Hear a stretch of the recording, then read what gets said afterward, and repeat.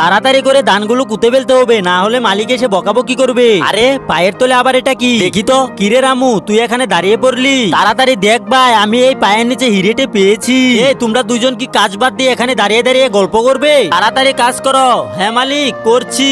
এই মালকিন তো চলে এসেছে, হীরাটা আমাদের লুকাতে হবে। যদি মালকিন হীরাটা আমাদের কাছে দেখে ফেলে তাহলে আমাদের কাছ থেকে নিয়ে যাবে। কিছু তো একটা করতে হবে। জয় উপরওয়ালার জয় জয়। আরে ওই তো উপরওয়ালার লোক যাচ্ছে, চল ওই বেগে রেখে দেই, পরে এক সময় বের করে নিব। হ্যাঁ চল। এই তো তাড়াতাড়ি করে বেগের ভিতরে রেখে দেই। এই তো রেখে দিয়েছি। এই রামু, তুমি কিন্তু বেশি কাজের ফাঁকি দিচ্ছ। ও দান নিয়ে এসেছে, তোমার হাতে কেন নাই? যাও ভাই, দানটা তো আমি বেশিটা নিয়ে এসেছি, বাকিটা না হয় তুই নিয়ে আয়। হ্যাঁ ভাই, তোর একটা বাহানা করে এখান থেকে বের হতে হবে, তাহলে হিরেটে আমরা পাবো না।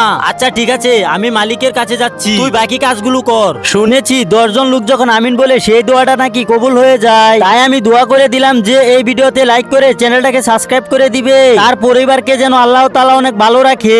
মালকিন, আমার খুব মাথা ঘুরছে, আজকে আমি বাড়িতে যাব, আমাকে একটু যেতে দেন না। কি, আজকে তো সেই রকম রোদও নেই, তারপরে তোমার মাথা ঘুরাচ্ছে? ঠিক আছে, কিন্তু আজকে টাকা কিন্তু আমি কেটে নিব। ঠিক আছে মালিক, কি আর করার আছে।